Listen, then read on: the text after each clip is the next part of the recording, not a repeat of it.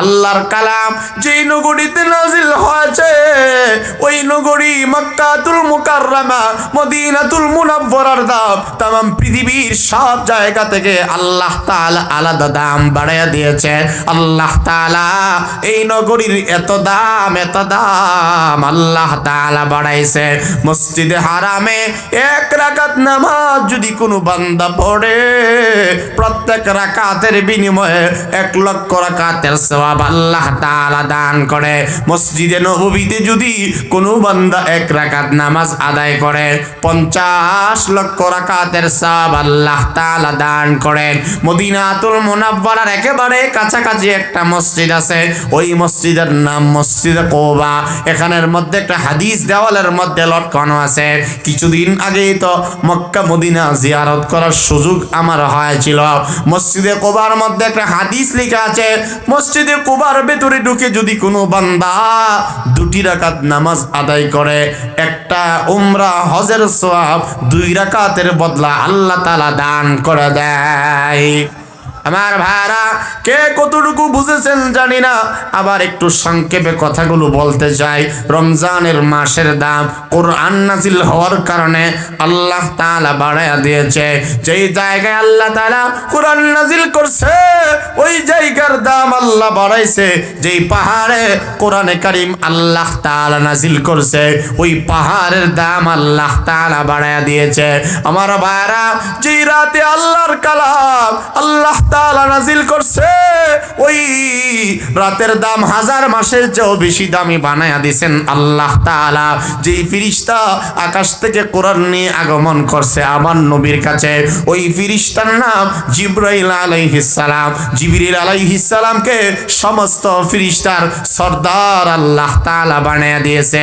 জিবরাইলকে কোরআন নাজিল করার কারণে জিবরাইলের দাম, জিবরাইলকে বলা হয় সাইয়্যিদুল মালায়েকা, সমস্ত ফেরেশতাদের সরদার। জিবরাইলের দাম এমনি বাড়ে নাই, কোরআন বহন করার কারণে ফেরেশতার দাম বাড়লো। কোরআন নাজিল হওয়ার কারণে জায়গার দাম আল্লাহ বাড়ায়া দিয়েছে। কোরআন নাজিল হওয়ার কারণে পাহাড়ের দাম আল্লাহ বাড়াইছে। কোরআন নাজিল হওয়ার কারণে ফেরেশতার দাম, মাসের দাম, রাতের দাম, কোরআন যেই জায়গায় লেগে গেছে ওই জায়গার দাম আল্লাহ তাআলা বাড়ায়া দিয়েছে। আমার বারা দুনিয়াতেও যদি কোনো বান্দা কোরআন মুখী হওয়া যায়, কোরআন অনুযায়ী যদি আমল করে, কোরআনকে যদি জীবনের সঙ্গী বানায়া নেয়, তার দাম আল্লাহ তাআলা বাড়ায়া দেয়। কারণ আমার কথা নয়, রাসূল করিম সাল্লাল্লাহু আলাইহি ওয়াসাল্লাম বলেন, ইন্নাল্লাহা ইয়ারফাউ বিহাযাল কিতাবি আকওয়ামা ওয়া ইয়াযউ বিহি আখারিন। আল্লাহর নবী বলেন নিশ্চয়ই বহু সংখ্যক মানুষের দাম আল্লাহ তাআলা বাড়ায়া দেয় কোরআনের সঙ্গে সম্পর্ক গড়ে রাখার কারণে, কোরআনের সাথে কানেকশন থাকার কারণে আল্লাহ দুনিয়াতেই বহু মানুষের মর্যাদা বাড়ায়া দেয়। ইন্নাল্লাহা ইয়ারফাউ বিহাযাল কিতাবি আকওয়ামা। আল্লাহ তাআলার রাসূল বলেন কোরআনের কারণে বহু মানুষের দাম আল্লাহ তাআলা বাড়ায়া দেয়। পৃথিবীর মধ্যে কত জায়গার নাম বলবো, কত মানুষের নাম বলবো, কোরআন যারাই ধরেছে তাদের দাম আল্লাহ বাড়াই দিছে।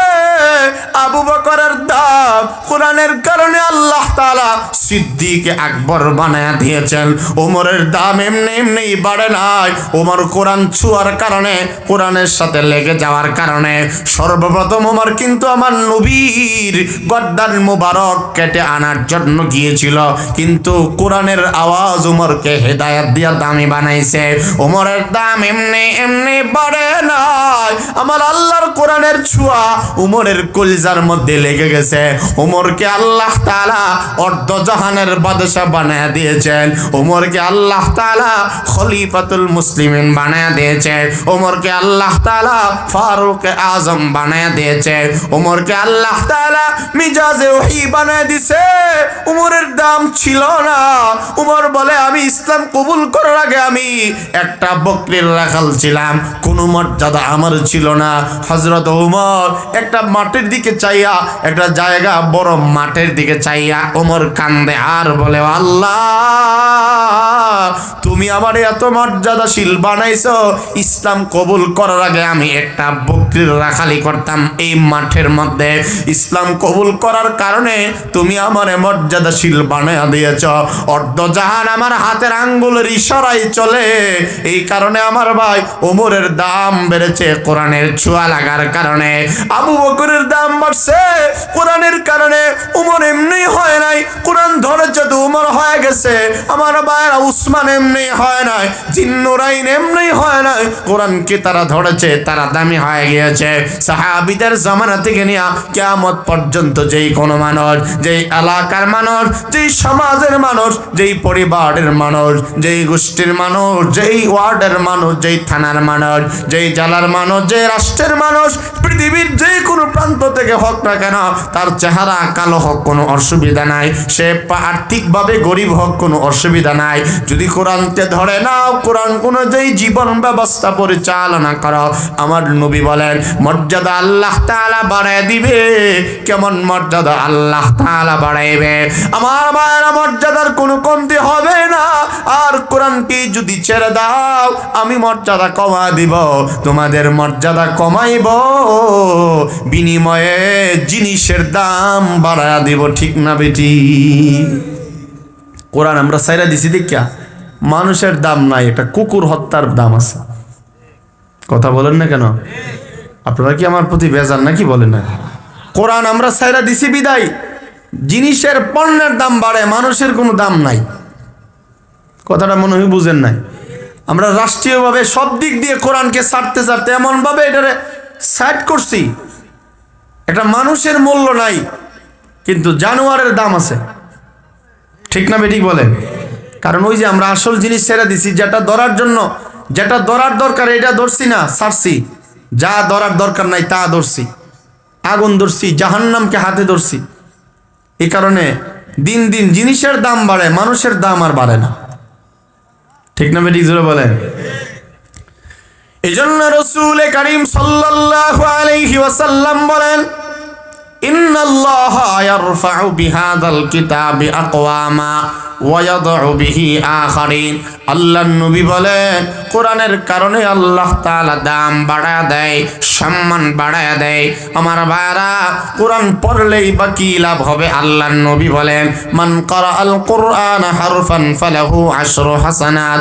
আল্লাহর রাসূল বলেন কুরআনে কারীমের একটা হরফ যদি কেউ তেলাওয়াত করে কমপক্ষে 10টা নেকি আমল নামার মাঝে আল্লাহ তাআলা দান করে। পৃথিবীর কোনো কিতাব পড়লে, পৃথিবীর কোনো কবিতা পড়লে এত নেক আমল পাওয়া যাবে না, এত নেক সওয়াব হবে না। আমার নবীজি বলে কোরআনের যদি একটা হরফ তুমি তেলাওয়াত করো, একটা হরফকে আল্লাহ তাআলা 10 গুণ দাম বাড়ায় দিবে। আমার নবীজি বলেন, আরো বলেন উম্মত আমার, ওয়াল কুরআনু হুজ্জাতুন লাকা আও আলাইকা। কোরআন কাহার জন্য সুপারিশগার হয়ে যাবে, কোরআনে মাজিদ কাহার জন্য দলিল হয়ে যাবে, প্রমাণ রূপে দাঁড়ায়া যাবে।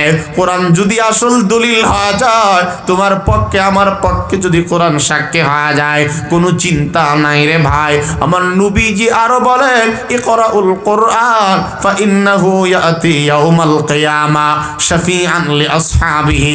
রাসূল করিম সাল্লাল্লাহু আলাইহি ওয়াসাল্লাম বলেন ও উম্মত আমার, নিশ্চয়ই তোমরা কোরআন তেলাওয়াত করো, কোরআনকে সাজাও। দিন রাত কত যায় আসে রে, কোরআন তোমরা পড়ো না রে উম্মত। মোবাইল ধরছো, কোরআন ছেড়ে দিছো, দুনিয়া ধরছো, কোরআন তেলাওয়াত করো না। আগেকার জামানায় সকালবেলায় রাস্তা দিয়ে হাঁটলে শুধুই ঘরের ভেতর থেকে কোরআনের আওয়াজ আসতো। কোরআনে কারিমে স্বামীর তিলাওয়াত নাই নাই, এই জন্য আমাদের দাম দিন দিন কমে কমে কমে দিন দিন সম্মান কিন্তু বাড়ার দরকার ছিল।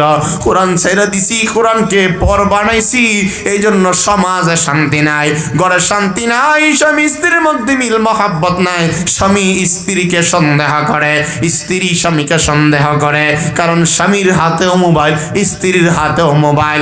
আগেকার জামানায়, বেশি দিন আগের কথা নয়, ছোটবেলায় আমাদের মা চাচিদেরকে দেখেছি কোরআনে কারিম দিয়ে দিনটা শুরু করছে। আমার ভাইরা, সেই সময়টা না জানি কত ভালো ছিল। আজকে আমরা সব আছে, কিন্তু রোগের কোনো অভাব নাই, রোগী আর রোগী, কোনো অসুস্থতার শেষ নাই, অশান্তির শেষ নাই। ও ভাই, ঘরে শান্তি নাই, অফিসে শান্তি নাই, মসজিদে আসলেও শান্তি পায় না। কেন পায় না? কারণ আসল জিনিস যেটা ধরার দরকার ছিল ওইটাকে আমরা বাদ দিছি। ওইটাকে যতদিন পর্যন্ত না ধরব, কোরআনকে যতদিন পর্যন্ত না ধরব, শান্তি আসবে না।